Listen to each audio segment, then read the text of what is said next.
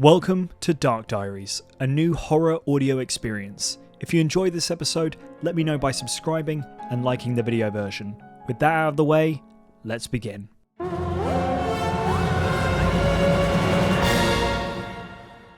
Welcome to a realm where history and horror intertwine. A place where the veil between the past and the present is as thin as a whisper on the wind. Tonight, we embark on a journey through time, delving into the shadows of a forgotten mystery, one that has chilled hearts for centuries. Prepare yourselves for a tale that will send shivers down your spine.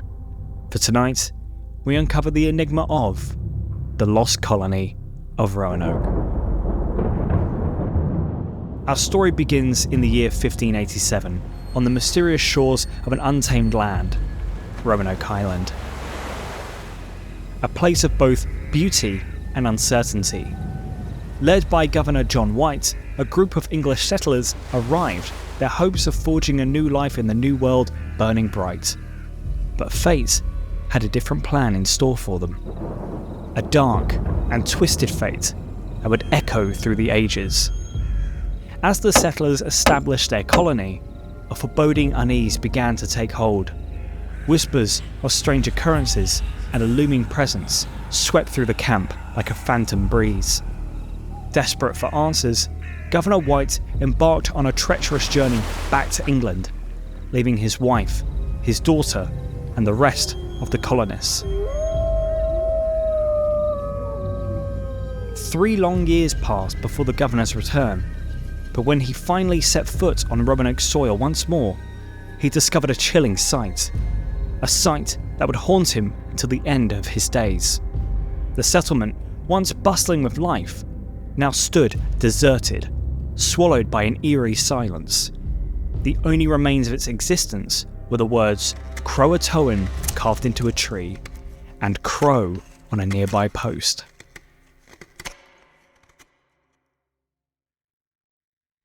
What happened to the settlers? Where did they go? The answers have eluded historians, archaeologists, and curious souls for centuries. Some say they were absorbed by the wilderness, consumed by the very land they sought to tame. Others believe they fell victim to sinister forces, trapped in a twilight zone between life and death. But tonight, we dare to venture into the depths of this enigma, as we peel back the layers of time and expose the terrifying truth that lurks within. Join us as we unravel the mystery of the Lost Colony of Roanoke, a tale that will chill your bones and keep you questioning what lies beneath the surface of history.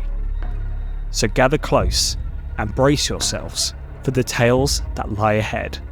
For in this realm of shadows and secrets, nothing is as it seems, and the echoes of the past are ever present. Welcome to a world where history becomes a nightmare. Welcome to Dark Diaries.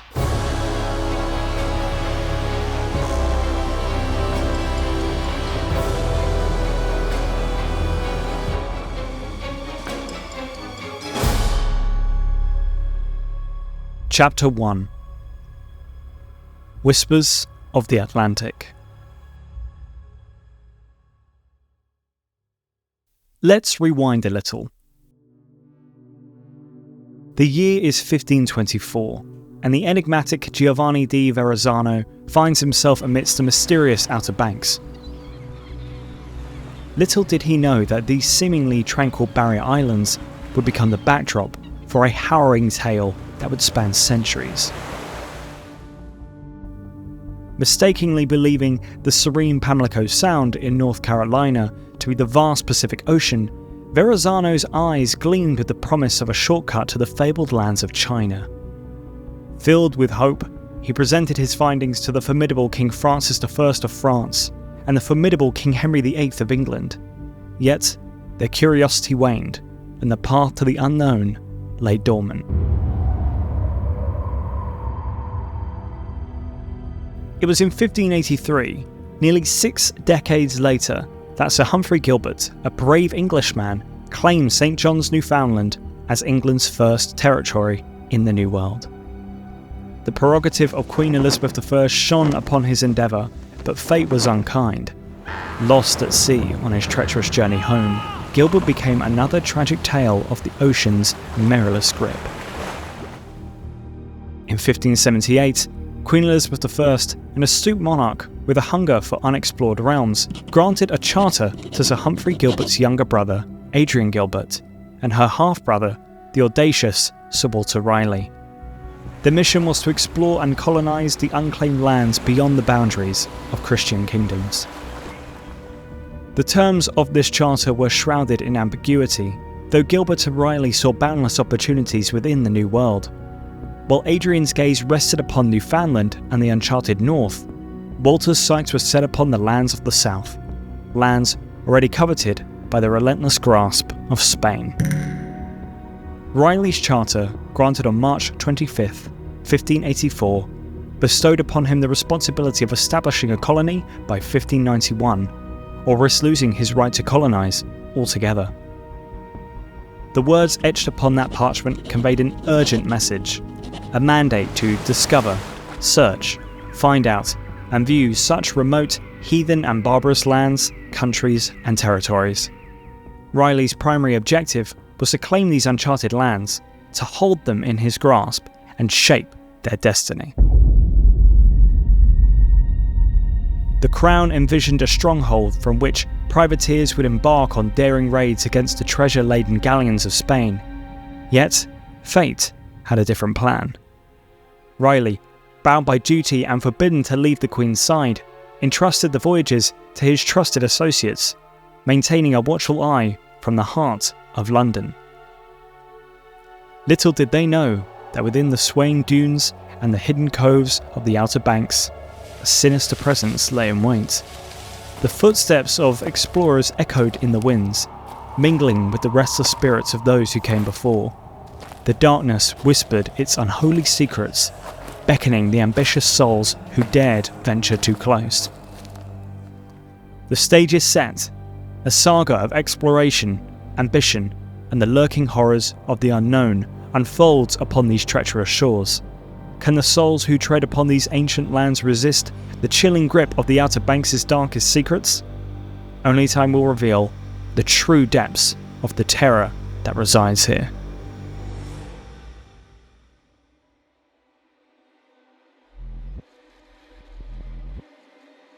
Chapter 2. The Enigmatic Shores.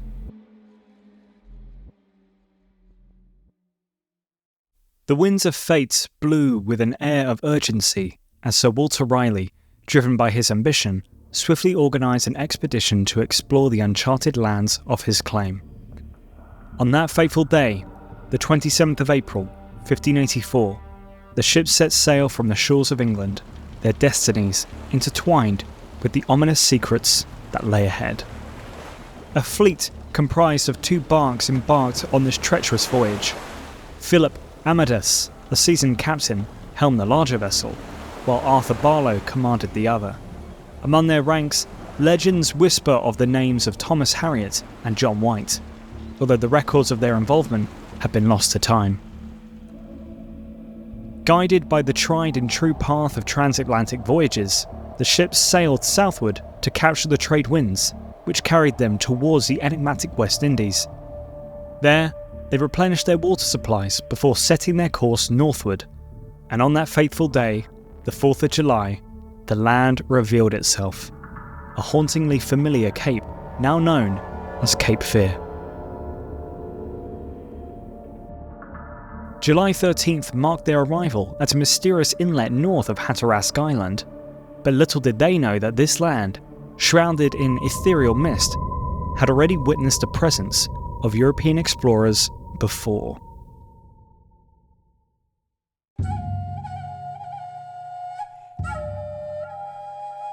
The Native Americans of the region, the Secottem, had likely encountered or observed the arrival of previous expeditions. As the English made their presence known, a tentative connection formed, and friendly relations blossomed. Autumn arrived, and with it the return of Amadas and Barlow to England. Their tales spoke of tribes' warmth and generosity, painting a vivid picture of the strategic wonders of Roanoke. 2 natives, Wanchese of the Seckerton and Mancio of Croatan Island, accompanied them, a glimpse into a world unknown to the Queen and her kingdom. The reports of this expedition enchanted Queen Elizabeth, leaving an indelible mark on her imagination. In a grand ceremony, she bestowed knighthood upon Riley and proclaimed the land Virginia, entrusting him with the title of Knight, Lord and Governor of Virginia. Sir Walter Riley's eyes shone with the promise of this newfound land, and he embarked on his quest to seek investors who would help him bring his vision to life. Little did they suspect that the seeds of a chilling tale were being sown. The whispers of unseen forces and the ancient spirits lurking within the untamed wilderness of Virginia. A horror that would transcend time itself was about to begin.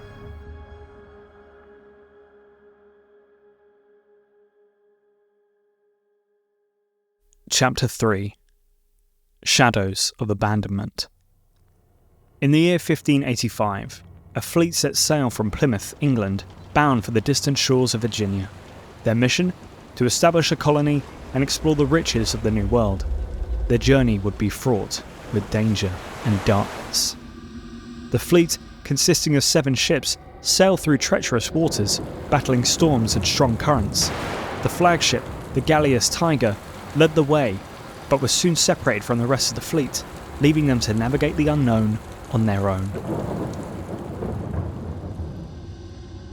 Finally, after enduring hardships and the loss of one of their ships, the Tiger arrived at the designated rendezvous point, but there was no sign of the other vessels. They had vanished without a trace. Governor Ralph Lane and his men, now stranded on the unfamiliar shores of the south coast of Puerto Rico, set about establishing a base camp. They had constructed fortifications and prepared for what lay ahead, but their presence had awoken something ancient and malevolent.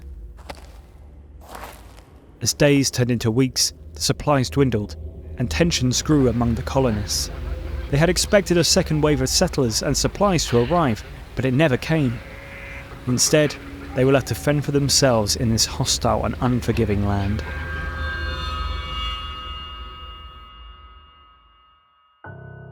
Desperate for provisions, Governor Lane made contact with local Spanish authorities, hoping to obtain supplies. But when the promised provisions failed to materialise, he realised that danger was closing in. With a heavy heart, he and his men abandoned their temporary fort. Their situation grew dire when their ship, the Tiger, struck a shoal, destroying most of their food supplies. The dream of establishing a thriving colony seemed to be slipping away. They needed to find a better harbour. They needed to find refuge. When repairs had been completed, the fleet continued their journey, reuniting with the other ships. But the loss of provisions and the inhospitable nature of the Outer Banks forced them to reassess their plans. The colony could no longer support the original number of settlers. They were in dire need of fresh supplies. The men who remained with Governor Lane struggled through the harsh winter, relying on the generosity of the Native Americans for survival. But as months passed, relations with the Seckerton tribe grew strained. The colonists were dependent on their food, and tensions began to simmer. Amidst the turmoil, Governor Lane sought to explore the land further. He embarked on a mission to uncover new territories, hoping to find sources of wealth and resources. But instead, he encountered deserted villages and warriors lying in ambush. The colonists returned to their settlement, hungry and empty-handed. The promised resupply fleet had not arrived, and the situation grew desperate.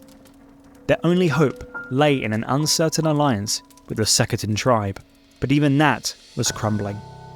As tensions reached a breaking point, darkness descended upon the colony. The Seckerton, led by their chief, evacuated from Roanoke Island and cut off all food supplies to the English.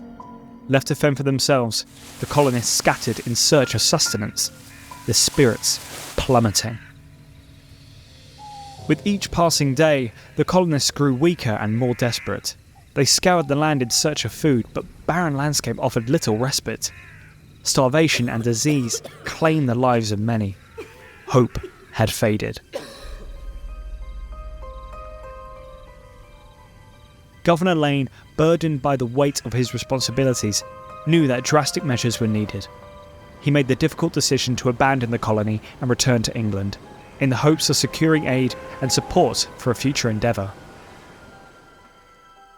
The remaining colonists, a mere handful, bid farewell to their crumbling establishment and embarked on a treacherous journey back to England. They left behind a haunting mystery, a colony that had vanished without a trace, swallowed by the shadows of the New World. Chapter 4: Echoes of the Forgotten. As the sun set on the desolate shores of Roanoke Island, darkness descended upon the remnants of the ill-fated colony. The once promising dreams of a new settlement had turned into a haunting nightmare. The year was 1587, and despite the previous failures and hardships, Sir Walter Raleigh decided to make another attempt to establish an English presence in the New World. Led by Governor John White, a group of 115 hopeful colonists set sail, their hearts filled with anticipation and a desire for a fresh start. The fleet embarked on their journey and sailed towards the unknown, a destiny that would forever be entwined with mystery and horror. On the 22nd of July, 1587, the fleet anchored at Croatan Island. Governor White, accompanied by a small group, planned to venture to Roanoke to consult with the men left behind before continuing to Chesapeake Bay. But fate had other plans. A commanding voice, representing the ship's master, ordered the sailors to abandon the colonists on Roanoke. Stranded and filled with trepidation, White and his party discovered the remnants of Lane's earlier colony. A fort lay dismantled, the houses overgrown, with nature reclaiming what was once human territory. Among the desolation, human bones were found, evidence of a tragic fate that had befallen one of the previous colonists. The colonists, undeterred by the grim discovery, disembarked via flyboat, hoping to build a new life on these forsaken shores. But the challenges persisted. One colonist, George Hoe, met a gruesome end at the hands of a native while searching for sustenance. Tensions simmered as the colonists grappled with their uncertain surroundings. Governor White sent Edward Stafford to establish relations with the Croatan tribe, with the assistance of Mancio, a Native American who had befriended the English in their previous endeavour. The Croatan revealed the attacks by mainland tribes led by Wanchese, a formidable threat that loomed over the settlers. Negotiations were attempted, but silence greeted their proposals. Fearing for their safety, Governor White led a preemptive strike upon the natives, only to find an empty village and inadvertently attack Croatan looters. Through Mancio's diplomacy, a fragile peace was maintained. August 18th, 1587, marked a bittersweet moment for the colonists. Ellen Adair, Governor White's daughter, gave birth to a daughter named Virginia, the first Christian child born in these untamed lands. Hope flickered amidst the encroaching darkness. However, Governor White, burdened with the weight of his people's survival, embarked on an arduous journey back to England, seeking aid and assistance. But the timing was cruel. The Spanish Armada threatened England, and ships were prohibited from leaving the colonists stranded and isolated in their struggle for survival. 3 long years passed, but in 1590, White finally secured passage on a privateering expedition to the Caribbean, intending to reach his long-lost colony after years of separation. The flagship Hopewell and the Moonlight sailed towards Roanoke Island, but their arrival brought no relief. Smoke rose from the abandoned land, and their search for the colonists proved fruitless. Carved into a tree, the word Croatoan beckoned, a sign that the colonists had left behind, a clue leading to their mysterious whereabouts. The abandoned settlement told a haunting tale of struggle and disappearance. Unfortunately for White, he would not be granted closure. Adverse winds, treacherous seas, and unfortunate circumstances prevented him from reaching the truth.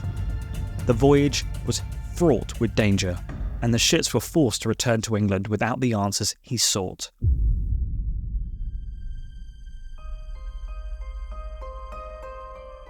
The Roanoke colony had vanished into the mists of history, leaving only unanswered questions and the echoes of lost souls. To this day, the fate of those brave settlers remains shrouded in enigma. A chilling reminder of the mysteries that lie hidden in the darkest corners of our world.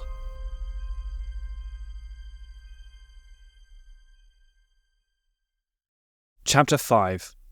Unraveling the Enigma. The mystery of the lost Roanoke colony continued to haunt the pages of history, gripping the imaginations of scholars and explorers alike. In the years that followed, various expeditions were launched in search of the vanished settlers, but their fates remained elusive, buried in the sands of time. In 1595, Sir Walter Raleigh embarked on a transatlantic voyage claiming to be in search of the lost colonists. But his true intentions were veiled in secrecy as he sought the legendary city of El Dorado. The treacherous weather prevented him from landing on the Outer Banks, leaving the fate of the colonists unresolved. However, Raleigh's ambitions didn't waver, and in 1602 he financed another expedition to the Outer Banks, this time with the goal of finding the colonists and asserting his claim on Virginia. Led by Samuel Mace, the expedition faced harsh weather and was forced to retreat, their search yielding no answers. The year 1603 brought a glimmer of hope when Bartholomew Gilbert set sail with the intention of finding the Roanoke colonists. But tragedy struck as Gilbert and his landing team were brutally attacked by the natives, their fate sealed in a land of uncertainty. As the years passed, the Jamestown settlement was established in 1607, and John Smith, captured by the Powhatan tribe, sought answers about the lost colonists. Accounts of a settlement where men wore European-style clothing fueled speculation. Smith dispatched search parties and made arrangements to investigate this and other potential villages, but no trace of the colonists was found. The early 17th century brought conflicting reports and theories. William Strachey's writings in 1612 painted a picture of a peaceful coexistence between the colonists and a tribe beyond Powhatan territory, only to be tragically betrayed. Strachey's account hinted at the possibility that the colonists had relocated to Chesapeake, suffering the same fate as the Chesapeakean tribe. In 1625, Samuel Purchas argued for England's right to possess and exploit its North American claim. He cited alleged confessions by Powhatan regarding the massacre of the Roanoke colonists, adding fuel to the fire of anti-native sentiment. The years rolled on, and the Outer Banks fell into decline as the sea traffic dwindled.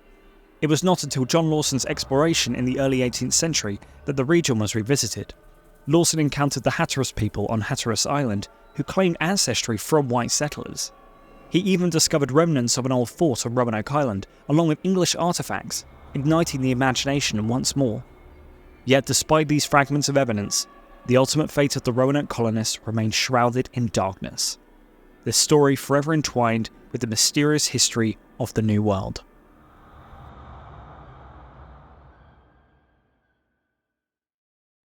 Chapter 6.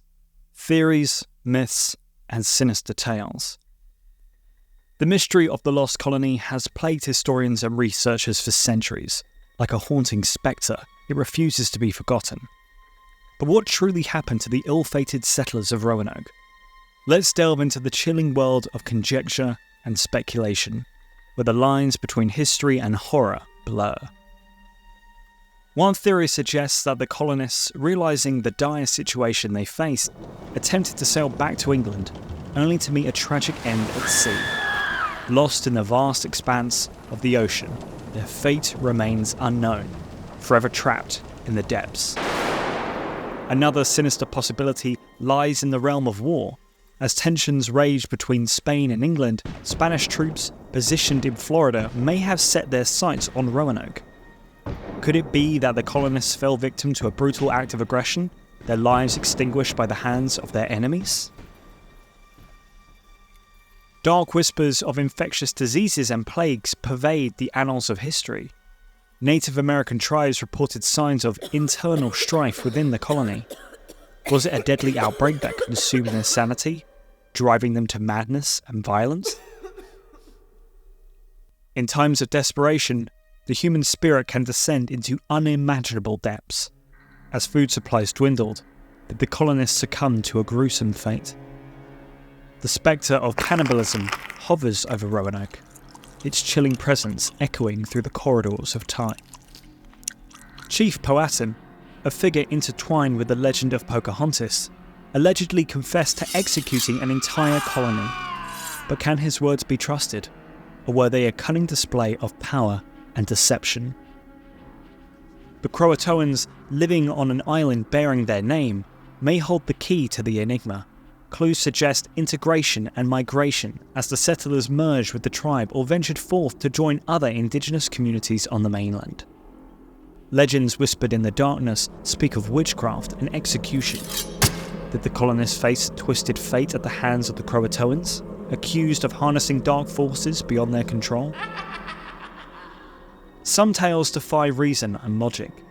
The mystical notion that the colonists transformed into trees permeates the air, an unsettling belief born from the etches in the bark bearing the word Croatoan.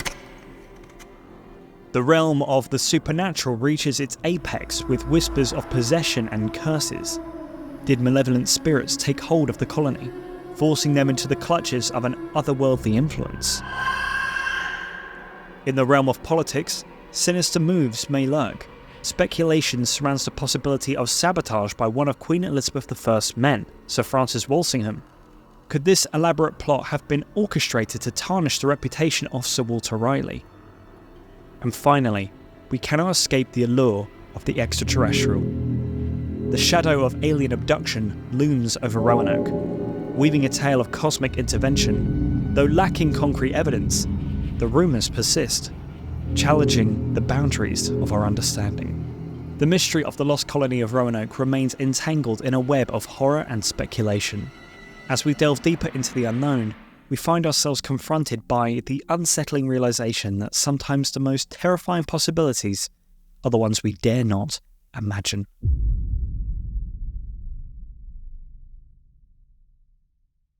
Chapter 7. Popular Culture.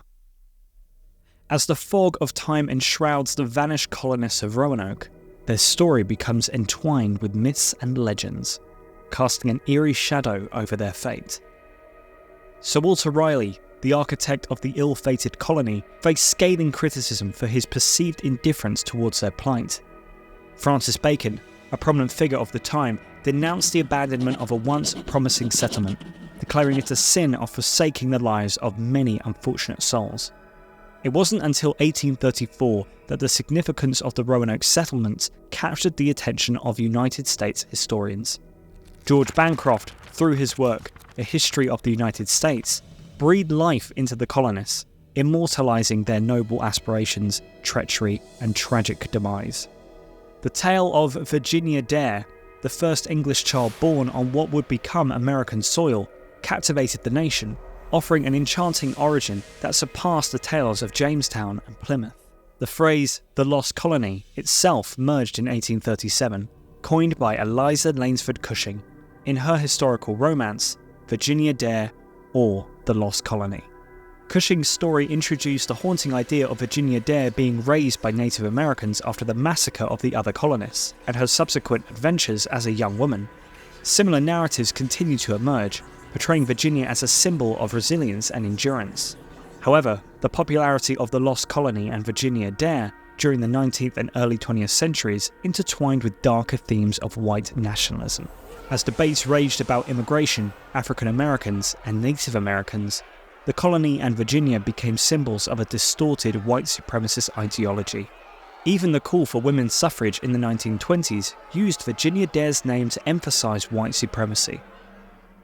Over the years, celebrations of the Lost Colony have taken place on Roanoke Island, marking Virginia Dare's birthday and perpetuating the enigmatic allure of the vanished colonists. Paul Green's enduring play The Lost Colony premiered in 1937, attracting visitors seeking to unravel the mysteries of Roanoke. President Franklin D. Roosevelt himself attended the play, adding a touch of presidential presence to the legend of Virginia Dare's 350th birthday. The enigmatic message etched into the tree Croatoan has transcended its historical context to become a source of paranormal fascination. In the works of fiction such as Harlan Ellison's Croatoan and Stephen King's Storm of the Century, it takes on an otherworldly quality. representing malevolent entities and supernatural forces. Television series and novels have also drawn inspiration from the mysteries of Roanoke. In American Horror Story, the legends of the lost colonists are reimagined, presenting haunted spirits and terrifying encounters. Even Batman comics and other graphic novels have woven the name Croatoan into tales of demons, vampires, and supernatural perils. The allure of Roanoke persists, captivating our imagination and blurring the lines between history and myth. It serves as a reminder that within the enigmatic void, where history meets the unknown, the seeds of horror and fascination thrive.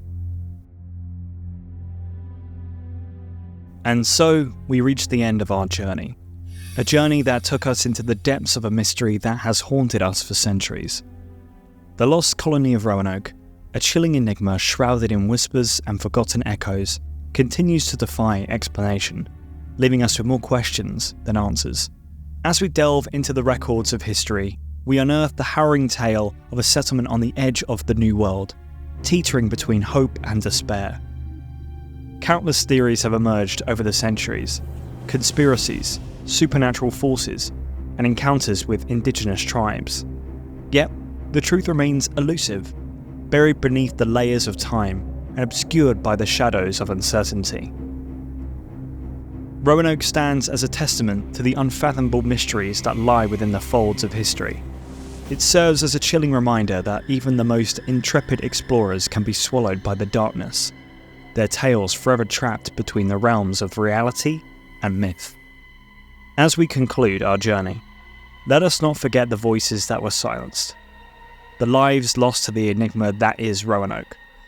The colony will forever be etched into our collective consciousness, a reminder of our boundless thirst for knowledge and the limits of our understanding. It serves as a testament that some mysteries are destined to remain unsolved, forever leaving us to wonder what truly transpired on those hallowed grounds. And so, we bid farewell to the Lost Colony of Roanoke, its secrets forever locked away. But remember, as you tread through the pages of history, there are whispers that persist, waiting to be unraveled, waiting to ignite that insatiable curiosity that lies within us all.